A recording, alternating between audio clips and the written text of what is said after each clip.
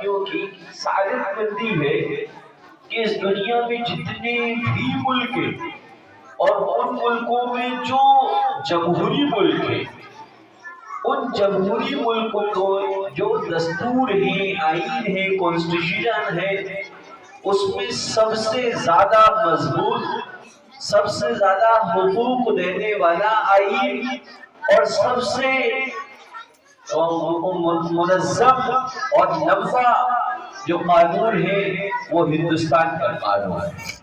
اس قانون کے تحت ہندوستان کی سرزمین پر رہنے والے ہر دیش واسی کو، چاہے وہ کسی بھی ورگ سے تعلق رکھتا ہو، کسی بھی دھرم سے اس کا تعلق ہو، اس کو مکمل ادھیکار ہے، اس کے مکمل فرائض ہیں۔ تو یہ ہماری سعادت مندی ہے کہ ہم اپنے ملک میں یہ 76واں یوم جمہوریہ مناتے ہیں۔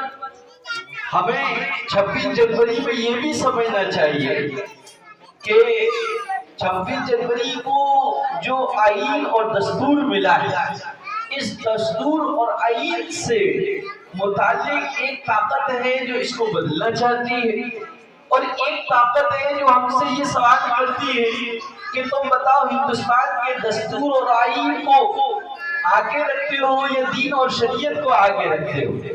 ہم جب پوچھا جاتا ہے، ہمارے بڑوں سے پوچھا جاتا ہے، تو اس کا جواب یہ ہے کہ دستور ہند کی جتنی بھی دفعات ہیں، اس میں زیادہ تر دفعات اور اس کی جو قانون ہے وہ ہمارے پیارے آقا محمد صلی اللہ علیہ وسلم نے ہمیں دیے۔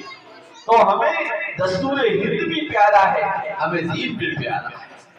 آپ دیکھیے گا ہمارے دستور کے 6 مولک ادھیکار ہیں، ان میں سے ایک شکشا کا ادھیکار، یہ ہمیں ہمارے نبی نے اقرا کہہ کے دے دیا۔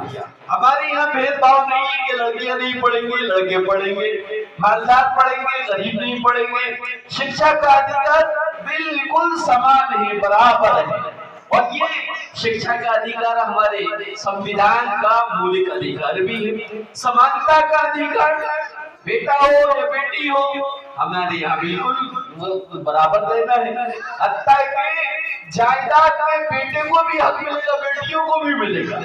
تو جو ہمارے دستور ہے اور اس دستور کے جو مولک ادھیکار ہیں، ان ادھیکاروں کی تعلیم تو ہمیں اللہ کے رسول صلی اللہ علیہ وسلم نے دی، ہمارے دین نے دی۔ مولک سمانتا کا ادھیکار، سمانترتا کا ادھیکار، ہر شخص آزاد پیدا ہوا ہے، لہذا کوئی کسی کو غلام نہیں بنا سکتا، بلکہ غلامیت کو ختم کرا اسلام نے، اور غلامیت کی زنجیر جب دیش واسیوں کے پیروں میں اور گلوں میں ڈالی تو اس کو بھانپ لیا علماء نے، اور اس کو آزادی دلائی علماء نے۔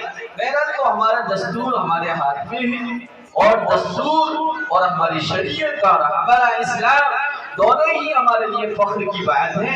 اب کسی ایک پر آنچ کو برداشت نہیں کریں گے۔ بہرحال جو ہے اللہ تعالیٰ سے ہم یہی دعا کرتے ہیں کہ ہمارے اس ملک کو اللہ ترقی دے اور ہر اس فسطائی طاقت سے محفوظ فرمائے جو دستور ہند کو بدل کر فسطائی طاقت کو لانا چاہتے ہیں۔ اب اللہ ان کو ان کے ارادوں میں ناکام اور نامراد بنائے۔